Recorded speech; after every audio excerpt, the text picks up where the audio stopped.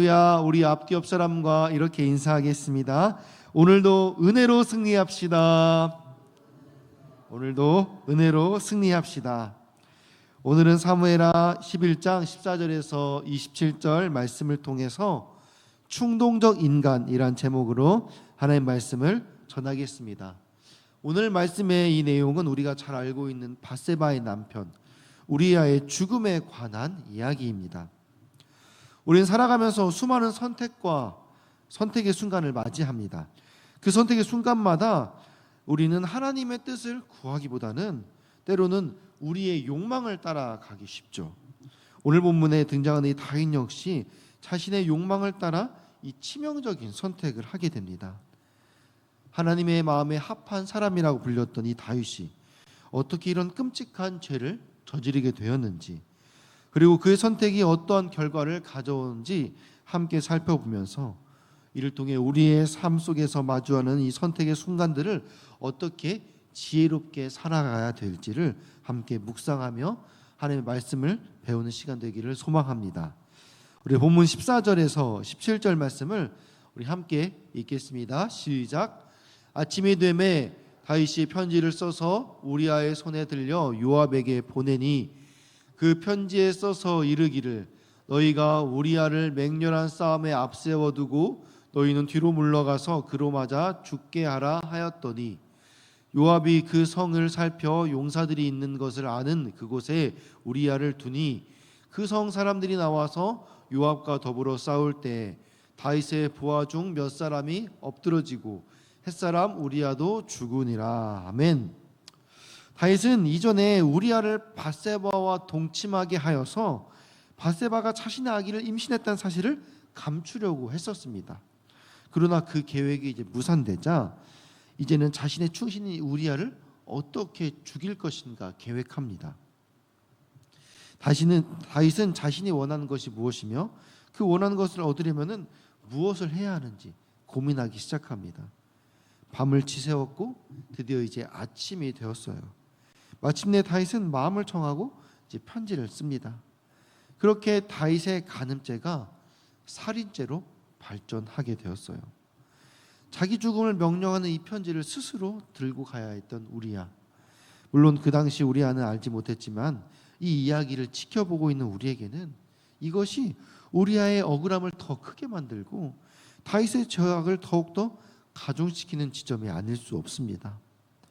다윗은 요압에게 뭐라고 말하냐면은 우리아를 싸움이 가장 격렬한 장소에 배치한 뒤에 전투가 벌어지면은 그 군사들을 다 뒤로 빼서 우리아를 죽게 만들라고 그 명령을 이제 편지에 쓴 거죠.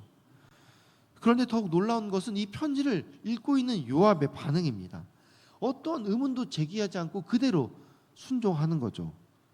요압으로서는 전쟁에서 중요한 역할을 맡고 있는 이 우리아를 죽이면서도 전쟁에서 승리해야 하기 때문에 이 명령을 따른다는 것이 사실 쉽지만은 않은 일이었을 것입니다. 그럼에도 어떠한 의문도 제기하지 않고 요압이 순순히 다윗의 명령에 복종했다라는 것은 사실 이 다윗과 밧세바의 관계를 어느 정도 요압도 짐작하고 있었을 것이다라고 우리는 알 수 있습니다. 밧세바가 사실 왕궁을 출입했다라는 것이 비밀이 아니었어요. 부하들을 통해서 그렇게 시켰던 거잖아요. 그러니까 그 후에 상당 기간이 흘렀으므로 은밀하게 돌던 소문이 요압에게도 이미 다 전해졌을 것입니다. 이에 요압은 이 왕실의 어떤 과실을 파헤치기보다는 이 왕의 명령에 복종하는 편을 선택할 것입니다. 어떻게 보면 이 죄를 알고 있었음에도 알면서도 그냥 모르는 채 하고 넘어간 거예요. 그렇게 요압은 다윗의 명령에 복종하여 암몬과의 전쟁에서 적군의 병사들이 가장 강력한 장소에 우리아를 배치합니다. 이렇게 다윗의 명령으로 이제 우리아의 부대를 재배치하는 상황에서 이 군대의 약점이 드러나게 됩니다. 결국 그 약점을 포착한 이 암몬 군대가 암몬성에서 갑자기 이제 적군이 공격해오자 신속하게 대응하지 못한 이스라엘 군대가 도망했어요. 그러면서 몇몇 군사들이 죽었고 우리아도 화살에 맞아 죽게 된 것입니다. 아마도 이때 죽은 군사들이 우리아의 부대원들이었을 것입니다. 다윗은 우리아를 죽여서라도 이렇게 죄를 은폐하려고 했습니다. 하지만 어떻습니까? 은폐하려고 하면 할수록 이 죄에 대해서 더 많은 사람들이 알게 되는 거예요. 요압을 시켜서 우리아를 궁지에 빠뜨려 죽이라고 시켰습니다. 그런데 요압은 어땠을까요? 자기 하나 살겠다고 충신을 죽음에 몰아넣는 왕을 보면서 요압은 스스로 어떤 생각을 했을까요? 다윗을 존경할 수 있었을까요? 다윗을 위해 목숨을 버릴 수 있다라고 그렇게 생각했을까요? 아마도 요압 역시 자기의 이익만을 도모하려고 하지 않았을까요? 뭐 왕도 똑같네. 그렇게 용맹하고 정직하고 공의로웠던 그 다윗도 결국 자기의 욕망 앞에선 이렇게 무너질 수 있구나. 결국 나도 내 이익만을 위해서 살아야지. 뭐 나 누구 좋겠다고 굳이 다윗에게 충원을 구할까? 이런 생각을 하지 않았을까요? 내가 원하는 대로 할 수 있는 힘이 있을 때, 내가 원하는 대로 일이 진행되고 있을 때, 그때가 가장 하나님과 멀어질 수 있는 때임을 우리는 기억해야 할 것입니다. 죄를 은폐할수록 하나님은 그 죄를 더욱더 드러내십니다. 우리는 하나님이 공의로우신 분이라는 사실을 절대 잊어서는 안 될 것입니다. 우리 본문 18절에서 21절 말씀 같이 읽겠습니다. 요압이 사람을 보내 그 전쟁의 모든 일을 다윗에게 보고할세 그 전령에게 명령하여 이르되 전쟁의 모든 일을 내가 왕께 보고하기를 마친 후에 혹시 왕이 노하여 내게 말하기를 너희가 어찌하여 성에 그처럼 가까이 가서 싸웠느냐 그들이 성 위에서 쏠 줄을 알지 못하였느냐 여룻베셋의 아들 아비멜렉을 쳐 죽인 자가 누구냐 여인 하나가 성에서 맷돌 윗짝을 그 위에 던지매 그가 데메스에서 죽지 아니하였느냐 어찌하여 성에 가까이 갔더냐 하시거든 내가 말하기를 왕의 종 햇사람 우리아도 죽었나이다 하라. 아멘. 이 전쟁의 상황을 다윗에게 보고해야 하는 요압은 다윗 왕이 전쟁의 패배에 대해서 분노할 것을 이미 다 알고 있었어요. 왜냐하면 전쟁에 능통한 다윗 그리고 항상 가면 승리한 다윗이기에 이 전쟁이 어떻게 돌아가는지 다 알고 있거든요. 그런데 거기에서 패배 소식을 전한다. 그러면 거기에 대한 분명한 이유와 상황들을 보고해야 되는 거예요. 이 다윗이 물렁물렁한 왕이 아니거든요. 그러니까 요압이 이 패배 소식을 전할 때 다윗이 거기에 대해서 왜 이걸 이렇게 대처하였느냐, 이 전쟁에서 왜 그렇게 싸워야만 했느냐라는 것을 명분을 밝혀야 했거든요. 그래서 요압은 전령에게 전쟁의 패배를 보고한 뒤에 왕이 분노하면은 우리아의 죽음을 보고하라고 지시했습니다. 우리아의 죽음에 대한 보고가 중요하다고 판단한 요압의 생각이 전령에게 잘 전달되었어요. 우리 22절에서 24절 같이 읽겠습니다. 시작. 전령이 가서 다윗에게 이르러 요압이 그를 보낸 모든 일을 다윗에게 아뢰어 이르되 그 사람들이 우리보다 우세하여 우리를 향하여 들로 나오므로 우리가 그들을 쳐서 성문 어귀까지 미쳤더니 활 쏘는 자들이 성 위에서 왕의 부하들을 향하여 쏘매 왕의 부하 중 몇 사람이 죽고 왕의 종 햇사람 우리아도 죽었나이다 하니. 아멘. 요압은 암몬성을 무리하게 공격할 필요가 사실 없었어요. 왜냐하면 가만히 포위하고 있으면서 성 사람들이 기근과 갈증으로 고통을 겪게 하는 것이 그 당시 고대 근동의 흔한 전쟁 방식이었기 때문이에요. 그래서 요압도 그렇게 암몬성을 둘러싸고 그렇게 포위하고 있던 상황이었던 거죠. 그러면 요압은 군사들을 다소 떨어진 들에 주둔시켰습니다. 이제 전령이 다윗에게 보고한 내용은 이러했어요. 그런데 갑자기 성에서 암몬 군사들이 들에 있는 요압의 군대를 공격해 왔습니다. 그래서 요압의 군대가 반격하자 암몬은 다시 자기 성으로 도망쳤습니다. 이때 유인작전에 말려서 요압의 군대가 성 가까이 추격해 가자 성 위에서 쏘는 화살 공격에 여러 사람이 죽임을 당했는데 그때 우리아도 같이 죽었습니다. 이렇게 보고를 한 거죠. 요압은 전령이 보고하는 중간에 다윗이 화를 낼 것을 이미 다 예상했어요. 그러나 이 전령이 재빨리 눈치를 채고 우리아의 죽음을 보고함으로 다윗의 진노를 사전에 예방한 것이죠. 전쟁에서 패배했지만 아무 탈 없이 보고를 마치게 되었습니다. 여러분, 요압은 다윗의 말을 충실히 이행하여 우리아를 죽게 만들었습니다. 그러나 그는 다윗의 진정한 충신이 아닙니다. 왕이 그릇된 결정을 내리면은 반대하고 막을 줄 알아야 되는데 죄악에 함께 동참했기 때문입니다. 다윗의 진정한 충신이 누구일까요? 권력을 유지하기 위해 악을 생산하고 은폐하는 데 동조한 요압이 아니라 자신의 억울함을 무릅쓰고 주인을 위해 싸우다 전사한 우리아가 바로 진정한 충신이었습니다. 여러분, 우리의 삶은 어느 쪽에 더 가깝습니까? 악을 지적하고 악에 저항하는 것이 큰 손해로 다가오는 시대를 우리는 살고 있습니다. 이런 시대 속에서 우리는 요압처럼 악한 죄의 하수인이 되기보다 하나님의 충신이 되게 해달라고 기도해야 될 줄 믿습니다. 비록 날마다 나의 연약함으로 인해 죄에 넘어질지라도 다시 일어설 수 있는 힘을 달라고, 돌이킬 수 있는 용기를 달라고 주님께 매달려야 될 줄 믿습니다. 우리 본문 25절에서 27절 마지막으로 같이 읽겠습니다. 시작. 다윗이 전령에게 이르되 너는 요압에게 이같이 말하기를 이 일로 걱정하지 말라. 칼은 이 사람이나 저 사람이나 삼키느니라. 그 성을 향하여 더욱 힘써 싸워 함락시키라 하여 너는 그를 담대하게 하라 하니라. 우리아의 아내는 그 남편 우리아가 죽었음을 듣고 그 남편을 위하여 소리내어 우니라. 그 장례를 마침에 다윗이 사람을 보내 그를 왕궁으로 데려오니 그가 그의 아내가 되어 그에게 아들을 낳으니라. 다윗이 행한 그 일이 여호와 보시기에 악하였더라. 아멘. 다윗은 전령의 보고를 통해 우리아의 죽음을 듣게 되자 전쟁의 패배에 대해서는 크게 신경 쓰지 않았습니다. 오히려 전령을 통해 요압을 격려합니다. 칼은 사람이 이 사람이나 저 사람이나 가리지 않고 삼킨다. 이런 고대 속담을 인용하면서 여유를 부립니다. 어느 순간 다윗이 부하들의 목숨을 하찮게 여기는 사람으로 변해버린 것입니다. 충신이었던 자기를 죽이려 했던 사울과 다를 게 무엇이겠습니까? 다윗은 요압에게 이렇게 말하는 거예요. 전투에 졌다고 여러분 너무 걱정하지 말아라. 이제 더욱 힘을 내어서 그 암몬선을 함락시켜라. 이제 요압은 다윗의 범죄에 동참한 자가 되었으므로 다윗이 요압에게 더욱더 친밀하게 말하는 것입니다. 반면에 밧세바는 남편이 죽었음을 듣고 남편을 위해 소리내어 울었습니다.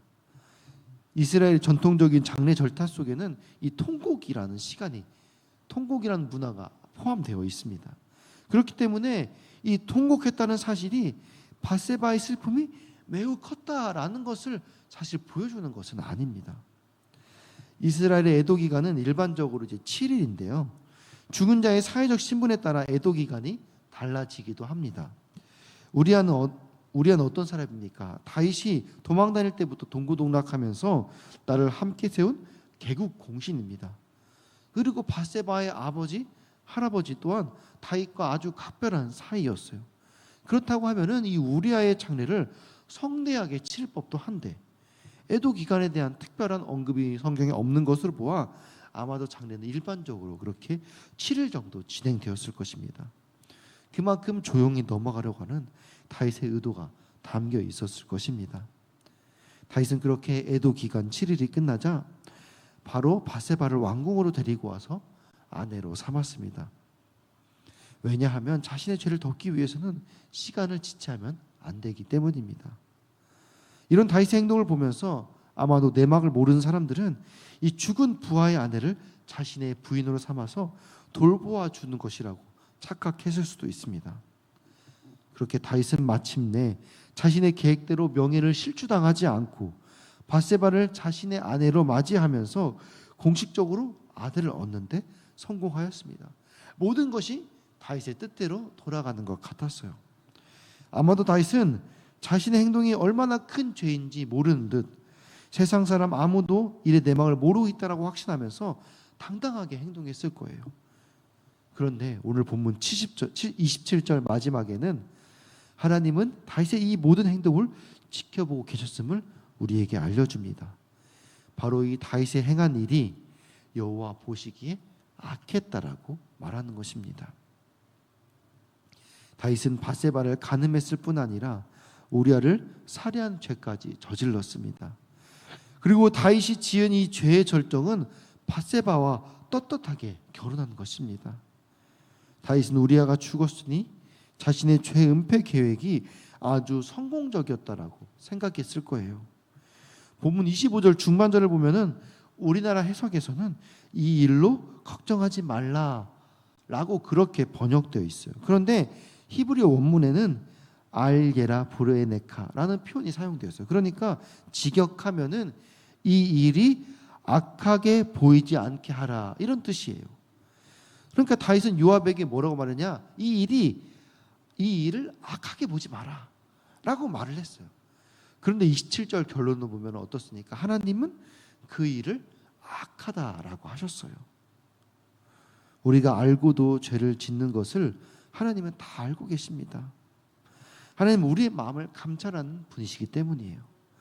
우리가 그럼에도 죄를 계속해서 짓는 것은 하나님이 행한 대로 심판하는 분임을 믿지 않기 때문일 것입니다. 그래서 그것은 믿음의 부족이 아니라 믿음이 없는 것이라 할 수 있는 거예요. 그래서 뭐라고 말합니까? 야고보서에서는 행함이 없는 믿음은 죽은 믿음이다. 행함이 없는 믿음, 하나님이 죄를 심판하는 분이라는 것을 믿지 못하는 그런 믿음은 믿음이 없다. 그것은 죽은 믿음이라고 말하는 것이에요. 사랑하는 성도 여러분, 순간의 선택이 평생을 좌우한다라는 말이 있습니다. 다윗은 욕망에 눈이 멀어 해서는 안 될 짓을 저질렀습니다. 정의와 공의의 상징이던 다윗이 한순간에 파렴치하고 비열한 인간으로 전락했습니다.